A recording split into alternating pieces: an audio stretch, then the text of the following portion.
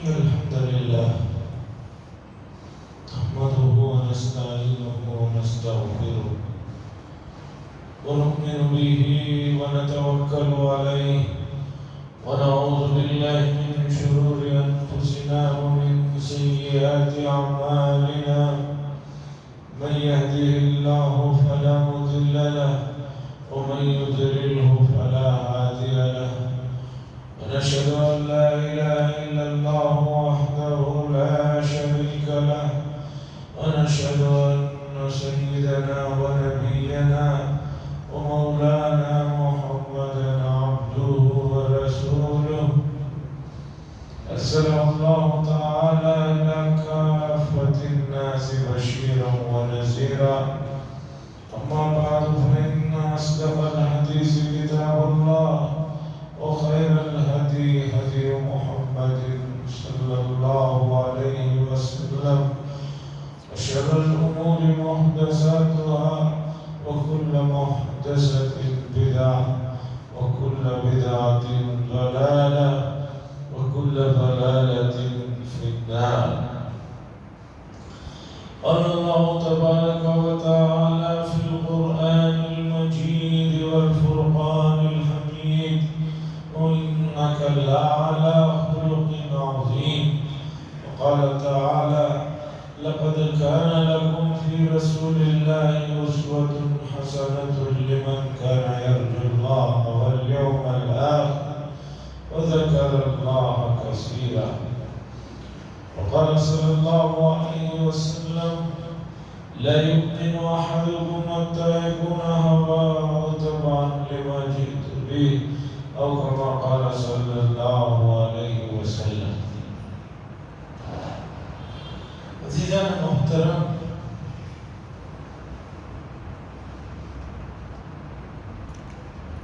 گزشتہ کئی جمعات سے رسول اللہ صلی اللہ علیہ وسلم کے اوصاف اور ان میں خاص طور پر آپ کے اخلاق کا تذکرہ میرے اپنے محدود اور کم علم میں جو چیزیں تھیں اسے سناتا آ رہا ہوں، اور یہ سلسلہ اتنا طویل اور اتنا وسیع ہے کہ میں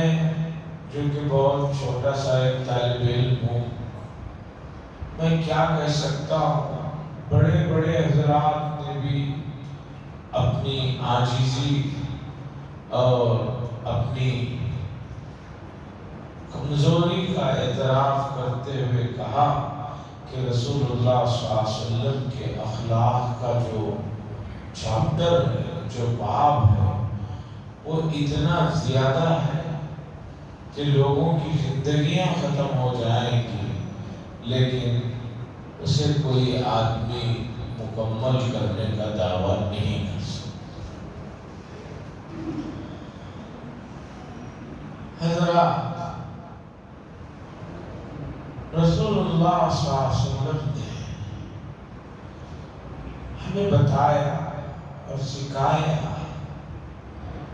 کہ ہمارے لیے کیا چیزیں ضروری ہیں اور ان کے درجات کیا ہیں اور کس قدر ہیں، ان کو تفصیل سے سمجھایا. جن لوگوں نے اس مسئلے کو سمجھ لیا وہ کامیاب رہے، اور جن لوگوں نے اس مسئلے کو نہیں سمجھا یقین مانیے وہ ناکام رہے. آپ تاریخ کا مطالعہ کر لیجیے. کیوں؟ اس لیے کہ انسانوں کو جس ذات نے بنایا، ہمارے خالق و مالک، اس ذات نے رسول اللہ صلی اللہ علیہ وسلم کو انسانوں سے جڑی ہوئی تمام تفصیلات کو حضرت جبریل امین کے ذریعے سے تفصیلات کے ساتھ معلومات کرائی کہ دیکھو یہ ہم نے انسانوں کو بنایا ہے، ان کے لیے کیا چیز ضروری ہے، وہ یہ چیز ہے۔ ایک کمپنی ایک پروڈکٹ کو بناتی ہے تو اسے لانچ کرتے ہو، اس کے ماہرین کو سامنے رکھتی ہے اور وہ لوگ اس چیز کے بارے میں، اس مشین کے بارے میں بتاتے ہیں۔ آج بھی آپ کے گھر میں ہے واشنگ مشین، لیکن آپ واشنگ مشین لیتے ہیں تو کمپنی کا آدمی آ کر بتاتا ہے کہ بھئی یہ واشنگ مشین کو استعمال ایسے کرنا، کیونکہ ہر آنے والے سال میں کمپنی اپنے پروڈکٹس میں کچھ نہ کچھ نئے چیزوں کا اضافہ کرتی رہتی ہے، اس لیے یہ نئے چیزیں ہیں، یہ آپ کو سیکھنا۔ لیکن اللہ تبارک و تعالیٰ کا کمال دیکھیے، الیس اللہ بأحکم الحاکمین، لقد خلقنا الانسان فی احسن تقویم۔ اللہ نے انسانوں کو جو بنایا، اور دنیا کب بنی ہے، کب سے انسانوں کا وجود ہے، اللہ بہتر جانتے ہیں،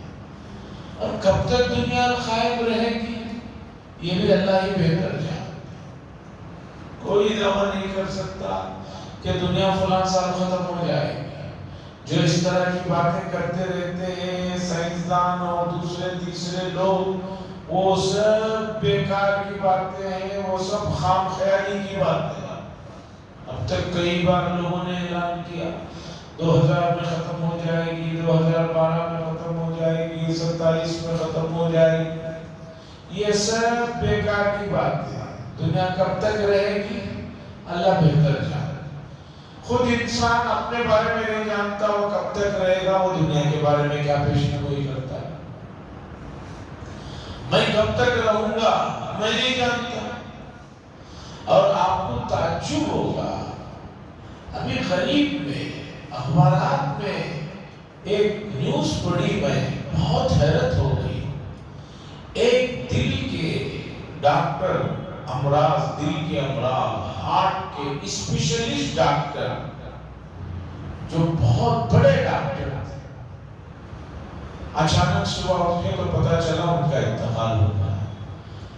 اور تحقیق سے پتا چلا کہ ان کا انتقال ہارٹ اٹیک کی وجہ سے ہوا۔ ایک ڈاکٹر جو دنیا بھر کے لوگوں کا جس چیز کا علاج کر رہا ہے، خود وہ اس چیز میں مبتلا ہے، اسے پتا ہی نہیں چلا اور وہ انتقال ہو گیا۔ تو اللہ بہتر جانتے ہیں دنیا کب تک قائم رہے گی۔ اللہ نے انسانوں کو جو بنایا اور انسانوں کی تخلیق کو اللہ نے کہا کہ یہ ہمارا شاہکار ہے، یہ ہماری مخلوقات میں سب سے اعلیٰ درجے کی مخلوق ہے۔ لوگ اگر یہ سوچتے ہیں انسان سے بڑھ کر بھی کوئی مخلوق ہے، وہ خام خیالی ہے۔ ہو سکتا ہے ہاتھی بہت بڑا ہے جسم کے اعتبار سے، اونٹ بہت بڑا ہے، اور سمندر میں بڑی بڑی مچھلیاں ہوں گی، اور خدا جانے کون کون سی مخلوقات ہیں، اللہ بہتر جانتے ہیں کتنی مخلوقات ہیں، آج تک یہ بھی نہیں پتا چلا ہے۔ اتنی مخلوقات ہیں دنیا میں، آج بھی کوئی دعوے سے نہیں کہہ سکتا، سائنس نہیں بتا سکتی کہ اتنی مخلوقات ہیں۔ لیکن ان تمام مخلوقات میں اللہ نے حضرت انسان کو پسند فرمایا اور اسے ایک شاہکار قرار دیا۔ جب سے انسان بنے جب تک رہیں گے، سب انسانوں میں یہ ہی طرح کی چیزیں ہیں۔ ایسا نہیں ہے کہ جیسے کمپنی والے پہلے ایک چیز بناتے 10 سال کے بعد اس میں تبدیلی کر دیتے، 2 سال کے بعد چینجز لاتے ہیں۔ انسان میں ایسا نہیں ہے۔ آدم علیہ السلام کے بھی 2 ہی ہاتھ تھے، اور آج بھی 2 ہی ہاتھ ہیں، اور قیامت تک پیدا ہونے والے انسانوں کے 2 ہی ہاتھ رہیں گے۔ پہلے بھی 2 آنکھیں تھی، اب بھی 2 آنکھیں ہیں، آخر تک بھی 2 آنکھیں رہیں گے۔ ہاں کوئی ایک آدمی پیدائشی اعتبار سے کسی کمی کی وجہ سے کچھ مسئلہ ہو جائے وہ ایک الگ مسئلہ ہے، باقی ایسا نہیں ہے کہ پہلے کان جو ہے یہاں ہوتے تھے اور اب کان آگے چل کر فیوچر میں پیچھے ہونے لگیں گے۔ جیسے موبائل کی کمپنیاں ہیں، پہلے کیمرہ ادھر ہوتا تھا اب ادھر کر دے رہے، پہلے وہ بٹن ادھر ہوتا تھا اب ادھر کر دے رہے، پہلے وہ ہوتا تھا اب یہ ہو رہا ہے۔ کار کو لے لیجئے، کار جب سے بنی ہے 150-200 سال کی تاریخ کو دیکھ لیجئے، کار کی تاریخ کو، بس کی تاریخ کو، لاریوں کی تاریخ کو، کسی بھی پروڈکٹ کی تاریخ کو دیکھ لیجئے، ہر سال اس میں کچھ چینجز آتے رہتے ہیں۔ لیکن انسان کو اللہ نے جو پیدا فرمایا، آدم علیہ السلام سے لے کر قیامت تک جتنے بھی انسان ہوں گے یہ ایک ہی ماڈل ہے۔ ایسا ہو ہی نہیں سکتا کہ پہلے انسان کا دماغ یہاں ہوتا تھا اب آنے والے زمانے میں اسے یہاں رکھ دیں گے۔ یہ ہے حضرت انسان، یہ ہے اللہ کی تخلیق، یہ ہے شاہکار کہ اس میں کسی طرح کی کوئی چینجز نہیں ہے۔ پہلے بھی اللہ نے اصول بنایا، جو محنت کرے گا اسے فائدہ ہوگا، آج بھی وہی اصول ہے، قیامت تک بھی وہی اصول رہے گا۔ تو حضرت انسان کی جو تخلیق ہے یہ اللہ کی بنائی ہوئی چیز ہے، اس میں ہر سال کمی بیشی کرنے کی ضرورت نہیں۔ ہاں آپ اتنا کہہ سکتے ہیں کہ پہلے انسان بہت لمبے ہوا کرتے تھے، اب ان کا قد تھوڑا چھوٹا ہو رہا ہے۔ اس کی وجہ خود انسان ہے، اس کی وجہ خود انسان ہے کہ اللہ تعالیٰ نے دنیا میں ان کے لیے جو نیچرل چیزوں کو رکھا تھا، کچھ کمبختوں نے ان چیزوں میں زہر ڈال کر ان چیزوں کو تباہ و برباد کر دیا، جس کی وجہ سے پہلے کے انسان تھوڑے لمبے تھے اب تھوڑے چھوٹے ہو رہے ہیں، پہلے طرح صحت مند ہوتے تھے اب صحت مند نہیں ہیں، باقی سب چیزیں ہوئی ہیں۔ اس اللہ تعالیٰ نے رسول اللہ صلی اللہ علیہ وسلم کو انسانوں کے متعلق، ان کی نفسیات سے متعلق، ان کی کیفیات اور ان کی سوچ سے متعلق تفصیلات کو اللہ تبارک و تعالیٰ نے رسول اللہ صلی اللہ علیہ وسلم کو بتایا۔ یہ حضرت انسان ہے، ان کے یہ مسائل ہیں، ان کی یہ کمزوریاں ہیں اور ان کی ان چیزوں پر توجہ دینے کی ضرورت ہے۔ تو رسول اللہ صلی اللہ علیہ وسلم نے امت کو زبانی بھی اور عملی طور پر بھی سمجھایا کہ دیکھو تمہارے لیے کیا چیز ضروری ہے، کون سی چیز پہلے نمبر پر رکھنا ہے، کون سی چیز جو ہے اس کا نمبر بعد۔ لیکن انسانوں نے کیا کیا، ان کو شیطان نے اور نفس نے پٹی پڑھایا، انہوں نے کہا کہ بھئی نہیں یہ چیز ضروری نہیں ہے، یہ غیر ضروری ہے، اسے چھوڑو، اور جو چیز غیر ضروری تھی اسے ضروری کا درجہ قرار دے کر اسے پہلے نمبر پر رکھا، کبھی دوسرے نمبر پر رکھا، جس کا نتیجہ پوری دنیا میں اور خاص طور پر ان لوگوں کو جنہوں نے نبی کریم صلی اللہ علیہ وسلم کی تعلیمات کو نظر انداز کیا، وہ پوری زندگی سکون اور اطمینان اور راحت کے لیے تلاش کو کرتے کرتے کرتے اپنی عمر کو گزاری اور دنیا سے چلے۔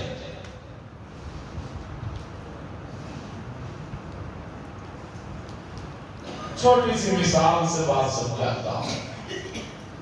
ہمارے قریب کے گزرے ہوئے زمانوں میں ایک بڑے عالم گزرے جنہیں اللہ تعالیٰ نے تقریباً تینوں زبانوں میں بڑی قدرت عطا فرمائی، اردو، انگریزی، عربی، تینوں زبانوں کے بڑے درجے کے آدمی تھے۔ مولانا سید مناظر حسن گیلانی صاحب، انہوں نے 1950 میں کتاب لکھی اور اس کتاب میں انہوں نے اس زمانے کے یورپ، امریکہ اور دوسرے جو اس طرف کے ملک ہیں، کئی جو ممالک ہیں جو بڑے ترقی یافتہ کہلاتے ہیں، وہاں کے چنندہ لوگ جو اس زمانے کے سب سے بہت بڑے درجے کے مالدار ملینئر بلینئر جو بھی کہیے جو لوگ تھے، ان کی زندگی کا مطالعہ کیا اور انہی کے اخبارات کے ذریعے سے اور انہی لوگوں کے جن لوگوں کو دیکھ کر لوگ رش کرتے تھے کہ بھی مجھے ایسا بننا ہے، ہر آدمی کہتا کہ میرا ایک ہی گول ہے، ایک ہی ہدف ہے، مجھے ایسا بننا ہے، تو ان لوگوں کی موت اور موت سے پہلے خود ان لوگوں کے لکھے ہوئے آرٹیکلز کو حضرت نے کتاب میں جمع فرمایا کہ پوری دنیا جس آدمی کو دیکھ کر کہہ رہی ہے کہ مجھے ایسا بننا ہے، اس آدمی کا اپنے مرنے سے پہلے ہوش و حواس میں جو اس کا آخری بیان یا اس کا آخری جو ہے انٹرویو یا اس کے آخری جو میسیجز تھے اس میں جمع کیا، دنیا کے ایسے تقریباً 100 کے قریب بڑے لوگوں کی چیزوں کو حضرت نے جمع فرمایا، جس میں ان 100 لوگوں نے بھی جن کو پوری دنیا صرف ان کے اپنے محلے شہر اور اسٹیٹ اور ملک کے لوگ نہیں، پوری دنیا کے لوگ رش کی نگاہ سے دیکھتے تھے، ان لوگوں نے اعتراف کیا اس بات کا کہ دنیا میں ہم سے زیادہ بدنصیب اور ہم سے زیادہ مجبور اور ہم سے زیادہ پریشان کوئی آدمی نہیں ہے۔ مرنے سے پہلے کہ ان کے انٹرویوز تھے اور ان میں سے کئی لوگوں نے خودکشیاں کر لی تھی۔ اب سوال یہی ہے کہ یہ ایسا کیوں ہوا کہ پوری دنیا جن کو دیکھ کر کہہ رہی کہ ایسا بننا ہے، لیکن وہ مرنے سے پہلے کہہ رہا ہے کوئی میری طرح بننے کی خواہش نہ کرو۔ تو پورے دقت کے مطالعے کے بعد ایک ہی چیز سمجھ میں آتی ہے کہ حضرت انسان کو بنانے والی ذات اللہ ہے۔ اب اللہ حضرت انسان سے متعلق جتنا جانتے ہیں اتنا کوئی نہیں جانتا، لیکن انسان نے یہ سمجھا کہ میں اپنے آپ کو زیادہ جانتا ہوں، اور دوسرے انسانوں نے سمجھا کہ ہم ان کو زیادہ جانتے ہیں۔ نہیں، حضرت انسان کو اللہ کے سے بہتر کوئی نہیں جانتا، اور اللہ نے نبی کے ذریعے سے تعلیمات کے ذریعے سے بات واضح فرمائی کہ حضرت انسان اللہ سے کس چیز کا سوال سب سے زیادہ کرنا ہے، اور یہ چیز ہمیں رسول اللہ صلی اللہ علیہ وسلم کی دعاؤں میں ملتی ہے کہ حضور صلی اللہ علیہ وسلم کن چیزوں کا اللہ کے سامنے بار بار سوال کرتے تھے اور درخواست کرتے تھے اور امت کو تعلیم دیتے تھے کہ دیکھو بھائی، اللہ سے جب مانگو تو تمہیں کیا مانگنا چاہیے۔ تو ان دعاؤں میں سے یہ دعا آج آپ کے سامنے رکھتا ہوں۔ رسول اللہ صلی اللہ علیہ وسلم کی بے شمار دعائیں ہیں، اور یقین مانیے کہ ان دعاؤں میں جو معانی ہے اور اس کے اندر جو دقت ہے، جو پکڑ ہے، جو مضبوطی ہے، اس کا ثبوت یہ ہے آج 1450 سال گزرنے کے بعد بھی ان دعاؤں کا اثر، ان دعاؤں کے اندر جو چیزیں مانگی گئی تھی، کوئی یہ نہیں کہہ سکتا کہ نہیں بھی اب 1450 سال ہو گئے ہیں، اب ان دعاؤں کی جگہ کچھ دوسری دعائیں مانگ لیں۔ کیوں؟ اس لیے کہ ان دعاؤں کو اللہ نے نبی کریم صلی اللہ علیہ وسلم کو بتایا، سکھایا کہ آپ امت کو اس طرح مانگنے کا بتائیں کہ ان الفاظ کے ساتھ دنیا کے ہر زمانے میں، ہر علاقے میں، ہر آدمی کے لیے یہ دعائیں، ان کے جو معانی ہیں وہ برابر۔ یہ ہے معجزہ، یہ ہے رسول اللہ صلی اللہ علیہ وسلم کا معجزہ۔ 1450 سال گزر گئے، میں آج صرف ایک دعا ذکر کروں گا، آپ اس دعا کو 100 سال پہلے نہیں کہہ سکتے تھے کہ بھی اس دعا میں کوئی دم نہیں ہے، یا آنے والے 100 سال میں اس کا کوئی مطلب نہیں رہ جائے گا۔ آپ یہاں ہیں، وہاں ہیں، کس ملک میں ہیں، کس جنگل میں ہیں، اور اسی طرح طریقے پر آپ امیر ہیں، غریب ہیں، پڑھے لکھے ہیں، ان پڑھ ہیں، بچے ہیں، بوڑھے ہیں، جوان ہیں، اور آپ کس پوسٹ پر ہیں، کس پوسٹ پر نہیں ہیں، سب کے لیے دعا یکسانیت کے حامل دعا ہے۔ یہ ہے حضور صلی اللہ علیہ وسلم کے الفاظ، جس کے بارے میں حضور صلی اللہ علیہ وسلم نے فرمایا اوتیتُ جوامع الکلم، لوگوں مجھے اللہ تبارک و تعالیٰ نے جوامع الکلم عطا فرمایا ہے۔ جوامع الکلم کہتے ہیں ایسے الفاظ، ایسے جملے کہ ان جملوں کی گہرائی، اس کے معنی اور مفاہیم زمانہ کتنا بدل جائے، لوگ کتنے بھی کہاں پہنچ جائیں، ان کے معانی اور مفاہیم ایسے ہیں کہ اس سے بہتر کوئی لا ہی نہیں سکتا۔ آئیے ان دعاؤں میں رسول اللہ صلی اللہ علیہ وسلم نے اللہ سے ہمیشہ ایک دعا کی۔ مسند امام احمد بن حنبل میں بھی یہ روایت موجود ہے۔ اللہ کے نبی فرماتے ہیں وَلَكِنْ عَافِيَتَكَ أَوْسَعُ لِي، اے اللہ آپ سے میں عافیت کا سوال کرتا ہوں، اور یہ چیز میرے لیے بہت ضروری ہے۔ حضور نے دوسری دعا میں انہی الفاظ کو اس طرح سکھایا اللہم انی اسألک العفو والعافیہ والمعافاة الدائمة فی الدین والدنیا والآخرہ۔ اے اللہ میں تیرے سے عافیت کا، درگزر کا سوال کرتا ہوں، دین کے معاملے میں بھی، دنیا کے معاملے میں بھی، آخرت کے معاملے میں بھی۔ عافیت کہتے ہیں، عافیت کا لفظ اردو میں بھی استعمال ہوتا ہے، لیکن اردو کے معنی ذرا چھوٹے ہو جاتے ہیں، عربی کے الفاظ اردو میں آ کر ذرا چھوٹے ہو جاتے ہیں۔ تو عافیت کا مطلب ہوتا ہے کہ ایک آدمی کو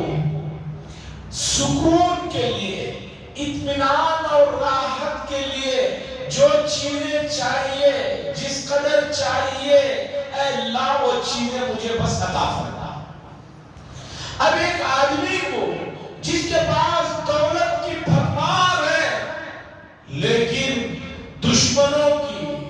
حاسدین کی، شرین کی، فتنہ پرور لوگوں کی بھی ایک بہت بڑا ٹولہ اس کے پیچھے پڑا ہوا ہو، تو مجھے بتائیے اس آدمی کے پاس اتنی کروڑوں کی دولت ہونے کے باوجود جب دشمنوں اور فتنین اور سازشوں کا ایک ٹولہ لگا ہوا ہو، بتائیے کیا وہ کھا رہا ہے اطمینان سے؟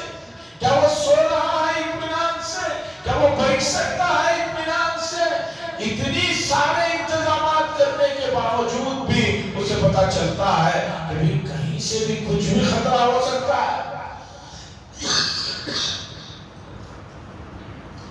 تو اللہ کے نبی نے صاحب بتایا عافیت کا سوال کرو، اور عافیت یہ ہے کہ آدمی اس لائف میں، اس لیے کہ کسی کی زندگی اس کے مقدر سے تو زیادہ بڑھ نہیں سکتی۔ 100 سال ہے تو 100 سال ہی رہے گا، ایسا نہیں کہ 2-4 سال بڑھ جائے گا،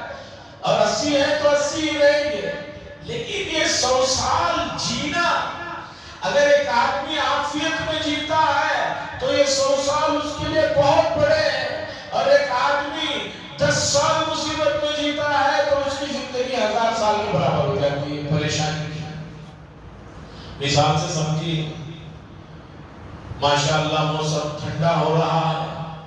شام بھی جلدی ہو رہی ہے، فجر بھی دیر سے ہو رہی ہے، راتیں بڑی ہیں۔ ایک آدمی رات میں سوتا ہے، اچھا کھا پی کر سوتا ہے، اچھی نیند بھی لگ جاتی ہے، صبح جب نماز کو اٹھاؤ یا دوسرے ٹائم کے لیے اٹھاؤ تو وہ کہتا ہے کہ رات گزر گئی، مجھے تو معلوم ہی نہیں ہوا، ابھی تو سویا تھا، ابھی 10 گھنٹے گزر گئے، مجھے معلوم ہی نہیں۔ یعنی 7-8 گھنٹے سو کر وہ آدمی صبح کہہ رہا ہے مجھے پتا ہی نہیں چلا کسے نیند ہو گئی۔ لیکن اسی آدمی کو رات میں اگر اچانک دانت میں درد شروع ہو جائے، ناک میں کان میں بے قراری شروع ہو جائے، اور اس درد کو بھگانے کے لیے دوا بھی نہ ہو، یا دوا تو ہے لیکن کھانے کے بعد بھی چین نہیں آ رہا ہو، اس آدمی کو پوچھو کہ رات کیسی ہوتی ہے، وہ بتائے گا رات نہیں، ایسے لگ رہا تھا کہ ایک سال گزر گیا ہے، یہ قیامت آ کر چلے گئی ہے۔ تو عزیزان گرامی، گھٹ گھٹ کے جینے کی جو زندگی ہے، اس زندگی میں اور راحت اور سکون کی زندگی کے لیے آپ نے جن چیزوں کو پہلا نمبر دیا ہے وہ پہلے نمبر کی نہیں ہے۔ حضور نے یہی بتایا، اللہ سے جو بھی مانگو اس کے ساتھ سوال یہ کرو کہ اللہ عافیت والا، اللہ مال دے لیکن عافیت والا مال، کہ مال تو ہے عافیت غائب ہے، کہ آدمی کی رات کی دن کی چین ختم ہو گئی ہے، ڈر لگا ہوا ہے کب کچھ کیا ہو جائے گا۔ ایک آدمی تندرستی کا سوال کر رہا ہے، اس سے بھی چاہیے کہ عافیت کا سوال کرے، اے اللہ عافیت والی تندرستی عطا فرما۔ اے اللہ زندگی مانگ رہا ہے ایک آدمی، میں 200 سال جینا چاہتا ہوں، ایسے 200 سال کی زندگی کا کیا فائدہ جس میں عافیت نہیں ہے۔ اولڈ ایج ہوموں میں جا کر دیکھیے، جن ماں باپ کو، جن بوڑھوں کو لے جا کر ان کے اپنے لوگوں نے رکھ دیا ہے، وہ اپنے بچوں کی، اپنے رشتہ داروں کی صورتیں دیکھنے اور انہیں ملنے، ان سے بات کرنے کے لیے کس طرح گھٹ گھٹ کر جی رہے ہیں۔ تو عزیزان گرامی، حضور نے بتایا اللہ سے ہمیشہ عافیت کا سوال کہ اگر عافیت نہیں ہے تو آپ کے یہ تمام عہدے اور آپ کے یہ تمام مناصب اور آپ کی یہ تمام دولت آپ کو سکون نہیں دے سکتی۔ اس لیے حضور صلی اللہ علیہ وسلم نے فرمایا، اے اللہ مجھے آپ کے عافیت کا سوال ہے، اگر آپ راضی ہیں تو مجھے کوئی چیز کی پرواہ نہیں۔ حضور صلی اللہ علیہ وسلم طائف جب تشریف لے گئے، وہاں جس درجے کی ان بدبختوں نے آپ کے ساتھ گستاخیاں کی، بڑا لمبا واقعہ ہے۔ حضور صلی اللہ علیہ وسلم سے سیدہ عائشہ رضی اللہ تعالیٰ عنہ نے مرتبہ پوچھا، یا رسول اللہ صلی اللہ علیہ وسلم، احد کی لڑائی میں جو حضور کے دندان شہید ہو گئے اور لوہے کا وہ خول جو ٹوپی کے طور پر جنگ میں پہنا جاتا ہے وہ دھس گیا تھا، بڑی مشکل سے نکالا گیا اور خون رک نہیں رہا تھا، کپڑا جلا کر اس کی راکھ پہاڑ کے کونے میں ڈال کر خون کو روکا جا رہا تھا۔ حضور صلی اللہ علیہ وسلم سے سیدہ عائشہ نے پوچھا، یا رسول اللہ صلی اللہ علیہ وسلم، احد میں جو معاملات ہوئے اس سے بڑھ کر بھی کوئی تکلیف اور مشقت اور شدت کا دن آپ کی زندگی میں آیا ہے؟ تو حضور صلی اللہ علیہ وسلم نے فرمایا، ہاں میں طائف گیا تھا، لوگوں کو اللہ کی طرف بلایا تو لوگوں نے بات تو قبول نہیں کی، لیکن عربوں کی جو مہمان نوازی ہے اس کے مطابق ان لوگوں نے مہمان نوازی تو مہمان نوازی، میرے ساتھ اتنا بدتمیزی کا معاملہ کیا، شہر کے تمام غنڈے اور اوباش نوجوانوں کو میرے پیچھے لگا دیا، وہ مجھے پتھریں مار رہے تھے اور بھگا رہے تھے اور میں دوڑ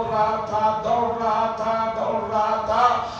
3 کلومیٹر سے زیادہ کا حصہ حضور صلی اللہ علیہ وسلم دوڑتے ہوئے آئے اور خون بہ رہا تھا، آخر آپ ایک جگہ ایک باغ میں تشریف رکھتے ہیں، لمبا واقعہ ہے، وہاں پر حضور صلی اللہ علیہ وسلم نے جو دعائیں کی، جو دعا کی، اس دعا کے چند الفاظ سناتا ہوں۔ حضور صلی اللہ علیہ وسلم نے فرمایا، اے اللہ میں اپنی کمزوری کا، اپنی بے بسی کا، اپنی محتاجگی کا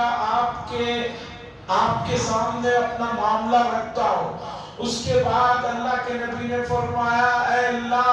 مجھے ان تکلیفوں سے، ان شدتوں سے، ان پریشانیوں کی کوئی پرواہ نہیں، اگر آپ میرے سے راضی ہیں تو یہ کوئی چیز نہیں، اور اگر آپ میرے سے راضی نہیں ہیں تو دنیا کی تمام چیزیں میرے لیے وہ جو ہے وبالی ہے اور میرے لیے جو ہے اس کی کوئی آگے ہے۔ حضور نے بتایا،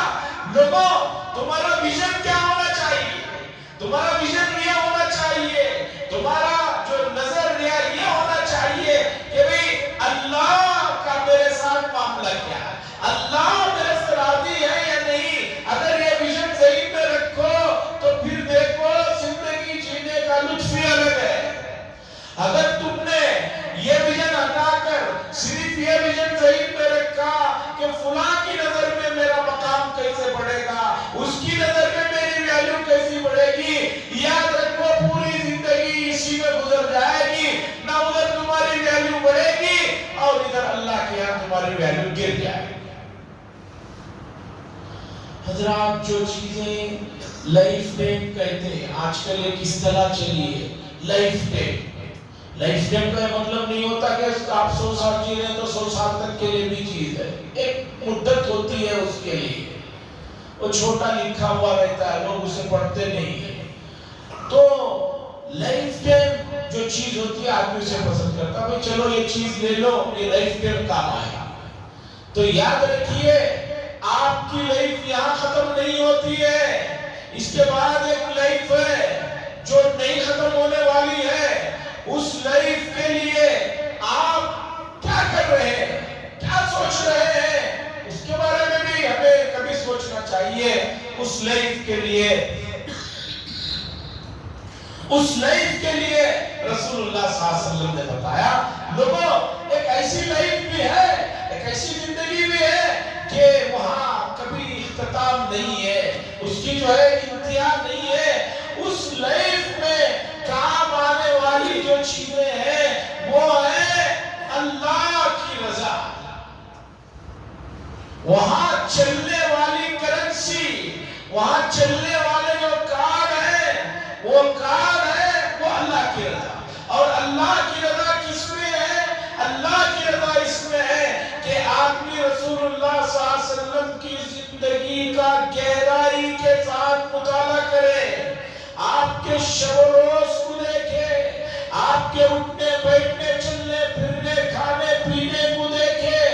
اور آپ کی بتائی ہوئی دعاؤں کو دیکھے، اور ان دعاؤں کو ان طور طریقوں کو اپنائے گا تو سمجھئے کہ اس نے اللہ کو راضی کر لیا، اور جس نے اللہ کو راضی کر لیا وہ نہ ختم ہونے والی لائف میں وہ بہت مزے میں رہے۔ بعض لوگ یہ سوچتے ہیں اگر ہم آخرت کا سوچیں گے تو دنیا ہماری گھاٹے میں رہے گی۔ یہ بھی جو ہے نفس کا اور شیطان کا دھوکہ ہے۔ صحابہ میں کیسے کیسے مالدار صحابہ گزرے ہیں۔ حضرت عبد الرحمن ابن عوف رضی اللہ تعالیٰ عنہ کی جو دولت ہے اس کا آپ اندازہ لگائیں گے تو موجودہ زمانے میں دنیا کا جو سب سے بڑا ارب پتی بھی ہے وہ بھی جو ہے چھوٹا ہے۔ عزیزان گرامی، لوگ یہ سمجھتے ہیں کہ آخرت کے بارے میں یا اللہ کو راضی کرنے کے بارے میں سوچیں گے تو دنیا نقصان ہو جائے گی، دنیا چل نہیں سکتے۔ ہمارے یہاں کیسے کیسے حکمران گزرے ہیں، کیسے کیسے بادشاہ گزرے ہیں جنہوں نے غیر منقسم ملک پر اتنا لمبا عرصہ 50 سال کی حکومت کی،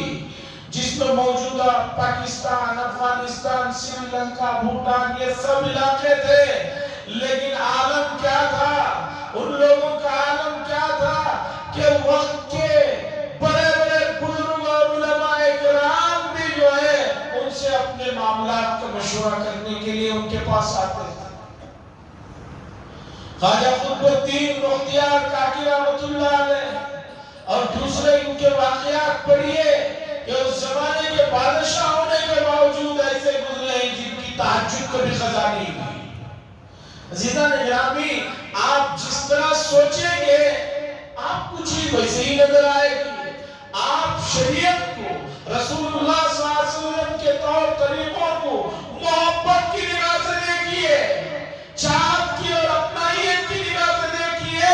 ایک ایک سنت میں آپ کو کتنا مزہ اور کتنی سکون اور کتنی خوشی لگے گی۔ آپ پہلے ہی سے طے کر لیے ہیں کہ شریعت بڑی سخت ہے، پہلے ہی سے طے کر لیے ہیں سنتوں پر چلنا مشکل ہے، تو خدا کی قسم آپ کبھی چھوٹے سے چھوٹے عمل پر بھی۔ آج مسلمانوں کا 5% آبادی فجر کی نماز پڑھتی ہے، 90% سوتی ہے، مجھے پوچھئے جو 5% نماز پڑھ رہے ہیں ان کو کوئی پریشانی ہے کہ وہ نماز پڑھنے آتے ہیں تو ان کو کوئی مار کے زبردستی کر کے لا رہا ہے، بلکہ ان کی نماز چھوٹ جاتی ہے تو انہیں بے چینی ہوتی ہے۔ تو عزیزان گرامی، شریعت کو آپ رسول اللہ صلی اللہ علیہ وسلم کے طور طریقوں سے سمجھے، اور خاص طور پر حضور نے جو دعا مانگی اس دعا کو آپ سمجھے، اللہم انی اسألک العفو والعافیہ، اللہ عافیت کا معاملہ فرما۔